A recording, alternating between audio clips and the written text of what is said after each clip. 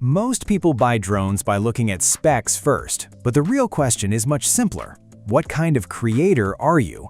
Because the DJI Avata 360 is incredible for a very specific type of shooter and completely unnecessary for others. It's not trying to win a spec war, it's built for a certain style of content creation, and that's what makes it interesting. In this video, we're breaking down exactly who this drone is for, who should avoid it, and one overlooked detail about the shooting experience that changes how you use it in the real world.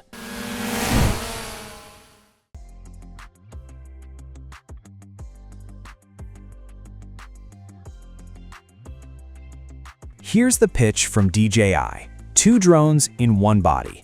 The Avata 360 is an FPV drone with a dual 1.1-inch sensor setup, 64 megapixels per lens, capable of shooting full 360-degree footage at 8K or switching into single lens mode for 4K at 60 FPS. It has omnidirectional obstacle sensing, 42 gigabytes of onboard storage, field replaceable lens elements, and it weighs in at 455 grams. That last number matters because it crosses the sub-250G regulatory threshold in most countries, so check your local rules before you ever leave the ground. The lens replacement thing is also telling because DJI basically built in the assumption that you will crash this thing, and they want you back in the air before the embarrassment wears off. The hardware story is genuinely impressive on paper, but paper and real-world usage are 2 very different conversations, and that's where things get interesting. The thing that nobody talks about enough with this drone is what the 360 mode does to the mental load of flying.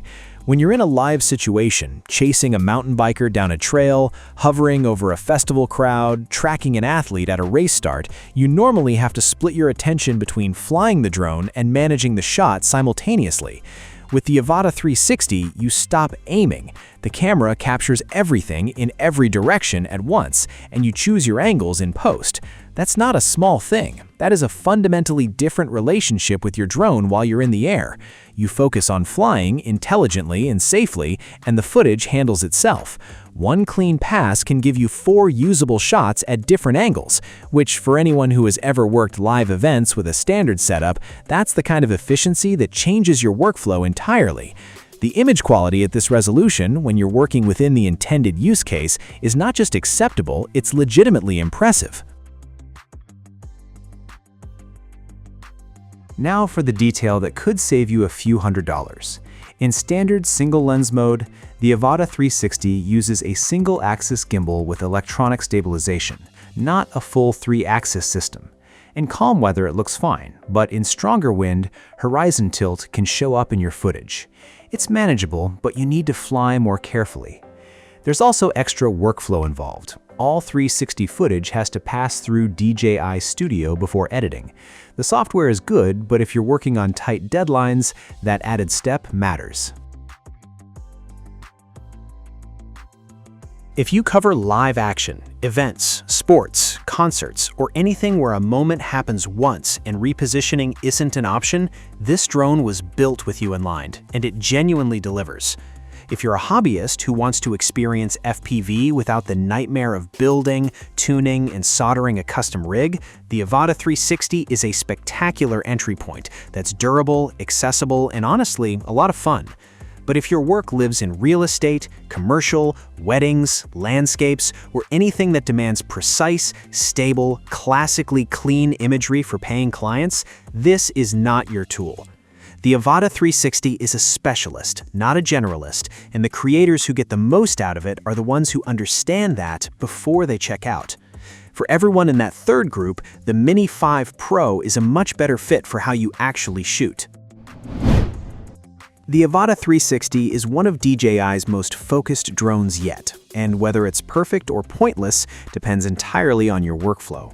If you shoot fast-moving, immersive content, this thing can genuinely transform what you create. But if you mainly need traditional cinematic footage, there are better options for the money. So here's the real question. Do you actually need the 360 advantage? Drop your thoughts below. DJI just dropped 2 sub-250-gram drones within 7 months of each other. And if you're sitting there wondering which one is actually worth your money, you're not alone. The Mini 5 Pro landed in September 2025, and then the Leto X1 showed up in April 2026.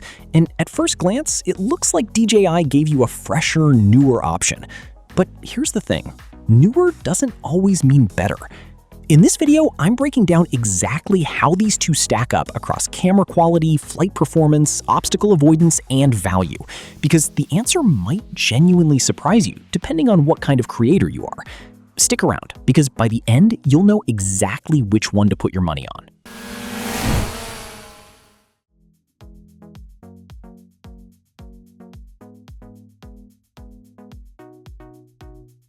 Let's set the context straight first, because this matters. The Leto X1 isn't a successor to the Mini 5 Pro. It's more like DJI's answer to, what if we made a drone for people who don't want to spend flagship money? Think of the Leto line like the SE editions, but with its own distinct design and its own spare parts ecosystem. The Mini 5 Pro still sits at the top of the sub-250-gram food chain. The Leto X1 is the more accessible entry point. Lower price, simplified feature set, and a slightly different target audience. That framing alone changes how you should evaluate this whole comparison. Both drones use an omnidirectional vision system, with forward-facing LiDAR and an infrared sensor underneath, which sounds impressive on paper, and it kind of is. But when you actually dig into how each one sees the world around it, there's a meaningful gap.